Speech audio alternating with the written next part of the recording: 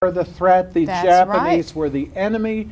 120,000 innocent Japanese were put in camps, predominantly in California and elsewhere, and we look back on that time as a shameful chapter in We American shake our history. heads, and yet we're doing the same thing. And I ask audiences today, we are living it now. There were folks in their homes and in their workplaces during all of these eras.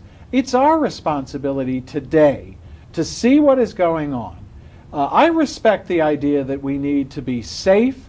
There are certain inconveniences at airports and in other ways that we're going to have to Can't give move up. about as freely as we'd like to anymore. But as long as those things are done across the board and not in any way that's discriminatory or selective, I think all decent Americans of every faith and viewpoint want to contribute to that. But we are not made safer by the kinds of restrictions we're talking about today. All we are made is less free.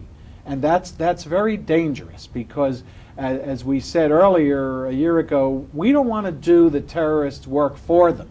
We don't want to tear down our liberties, which would be a goal of terrorists. Which is why they're attacking us. Right. We allow women to speak, to go around without veils on. We have freedom of expression. We have free speech. That's why they're attacking us. They think that's wrong. And now it seems like in our we're response, doing we're their work for actually them. doing it. Yes. Exactly. And I think the assaults continue. We've had the Total Information Awareness Program headed by John Poindexter. You may remember John Poindexter was convicted in the Iran-Contra scandal of lying to Congress. Now, his conviction was reversed on appeal, and I respect that. But the Bush administration has brought John Poindexter back to head a new program at the Pentagon in which the credit card records, medical records of every American, I'm not making this up, you can go on the website, they would mine the data of all Americans under a kind of bizarre notion that if they collected information about all of us, then the terrorists will somehow stick out like a sore thumb. For example, at flight schools, they would collect the data on everybody who signed up for a flight school, and most of which would sign up to learn how to take off as well as land. Right. We've learned that terrorists in some flight schools only learned how to take off. Yeah, because they knew how they were landing. They didn't, exactly. But why do you have to invade the privacy of all Americans to get your baseline instead of just looking for those who have signed up to flight school just to learn how to take off? Now, luckily, Congress has woken up to some of the programs we've talked about.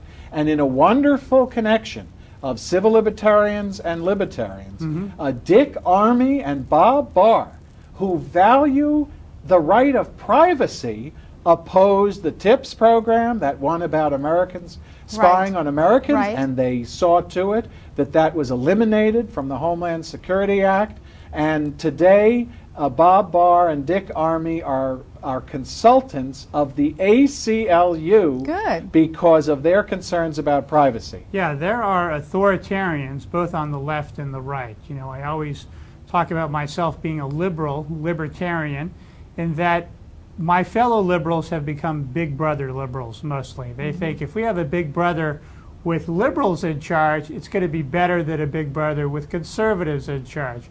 They're both just as bad, or centrists, or anyone in charge who has their idea they want to impose on everyone else. And sometimes it's amazing how you'll see the people on the right responding, where you're going to be expecting to see more liberal congressmen and senators defending civil rights, because there are libertarians on the right and libertarians on the left. The unauthoritarian, live and let live end of any political philosophy referred to as libertarian. And I think what's important, and what I want to be sure to get across today, is that the USA Patriot Act, the Homeland Security Act, the other programs we've talked about, are a threat to average Americans. These are not laws that are only posed against so-called terrorists or those Middle Eastern looking folks. These are laws that affect our internet traffic, our email, our right of privacy. Our credit cards, our ability to do cards, anything. Our medical records. Yes. And what's even more dangerous, and we won't be able to discuss this in entire detail, is there is now on the books a new proposed Patriot Act 2. A new law with a whole new series of assaults on civil liberties, including the stripping of American citizens of their citizenship if they are found to have provided material support to an organization which may later be labeled as a terrorist organization. It's very hard when you're sitting on top of a slippery mountain with slippery sleds on your feet not to start sliding down. And I think that's the problem right now, and we've got to put the brakes on. And every American needs to get involved in this. And how do we get him? You know, we've got about 2 minutes left, Stephen. So how would you advise our audience to get involved in this? Certainly, in my situation, the aclu.org website is an extraordinary source of independent, objective information. They have already analyzed the USA Patriot Act 2 with all of its provisions. These are summaries that anyone can read. You don't have to be a constitutional lawyer. So you need to educate yourself. Then I've asked audiences to make the $1 1-hour pledge, spend $1 a day and at least an hour a day educating yourself, supporting a cause that cares about justice and freedom and liberty, and as you are moved to organize and to become active. As Martin Luther King said, silence is betrayal. If the American people are silent during this period, then we can give up this experiment of freedom that has lasted us for over 200 years. And you know, if you want to become a real voice for America, we would like to invite you to become part of the Libertarian Party. And the way they can do that, Mark, is... They could go to lp.org.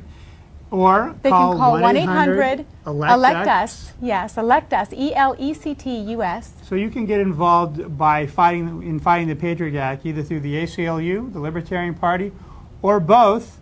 We're both lobbying very heavily and working together, and I hope we'll be working together more with the ACLU on this issue.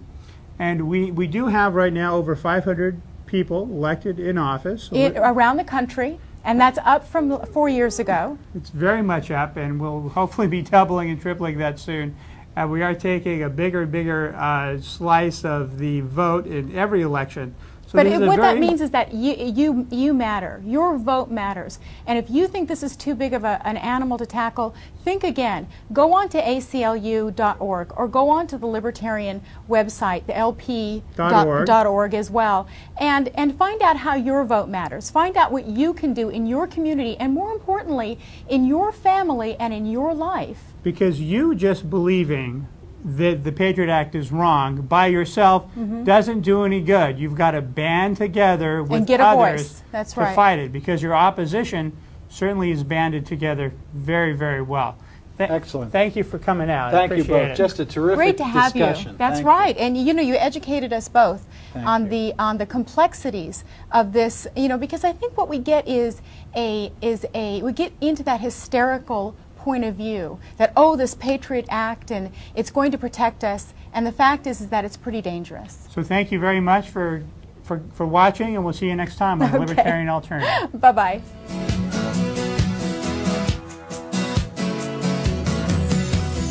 Don't give up, learn to live, show the world you're painted in. The colors there are so deep and rich. Who could resist this magical chill?